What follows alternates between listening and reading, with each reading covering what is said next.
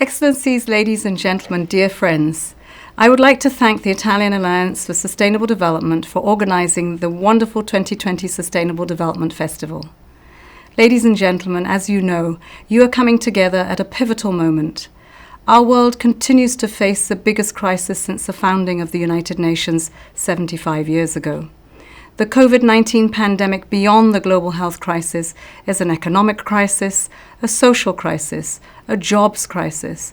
Above all, it's a human crisis. The virus has dealt a major setback to our efforts to achieve the SDGs. For the first time in 30 years, poverty is rising. Human development indicators are declining. Human rights and civic space are under assault. The pandemic has also exacerbated many long-standing inequalities, from wealth to gender, and exposed global fragilities more generally. As UN Secretary General Antonio Guterres has said, COVID-19 is not only a wake-up call, it is a dress rehearsal for the world of challenges to come. Climate change above all. Dear friends, COVID-19 has demonstrated how the health, environmental, social and economic dimensions of sustainable development are intertwined. As we look ahead, I want to highlight 3 challenges and key solutions. First, financing.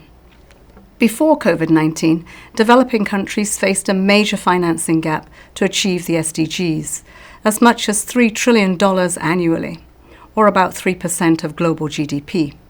In fighting the pandemic, countries now face a far greater burden of looming debt crisis, with a combination of increased public expenditures in health and social protection, diminished tax revenues, and restricted access to external financing.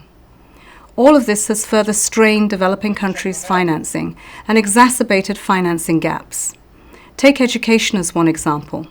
Before the pandemic, the financing gap for quality education in low and lower middle-income countries was $148 billion a year. Now it has increased by up to 1/3, with many children, especially girls, facing the risk of not returning to school. On the 28th of May, the Secretary General, along with the Prime Ministers of Canada and Jamaica, launched the Financing for Development in the Era of COVID-19 and Beyond initiative. It is designed to support emergency funding responses, delivering a swift and inclusive recovery and enabling a sustainable, inclusive and resilient transition to achieving Agenda 2030. The second issue I want to highlight is gender equality. Women and girls continue to face disproportionate impacts from the pandemic. Women make up 60% of the frontline workforce, and women are far more represented in the sectors hit hardest by job losses. Women do most of the unpaid care work generated by the pandemic, and women have fewer economic resources to fall back on. Their wages are lower, and they have less access to benefits. At the same time, domestic violence has surged during the pandemic and lockdowns. Millions of young girls are losing their chance of an education and a future as schools close and child marriage is on the rise. Maternal deaths are sadly expected to rise dramatically as existing health systems see funding moved to COVID response. As we celebrate the gains of Beijing Plus 25, we must act now to avoid gender equality being set back by decades. Third and finally, the climate crisis. The 5-year period since the adoption of the Paris Agreement on climate change will be the hottest on record. The Secretary General has laid out 6 principles for a climate-positive recovery from COVID-19. Invest in green jobs and sectors, don't bail out polluting industries, end fossil fuel subsidies, take climate risks and opportunities in all policy and financial decisions. Work together and leave no one behind. I encourage Italy and all countries to embed these principles in all recovery packages.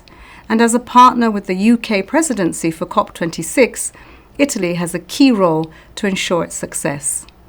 This includes bringing in the voices of young people, and I congratulate Italy for its Youth for Climate virtual event series. Excellencies, Italy's G20 presidency will also be a unique opportunity to change course on financing for development, gender and climate change.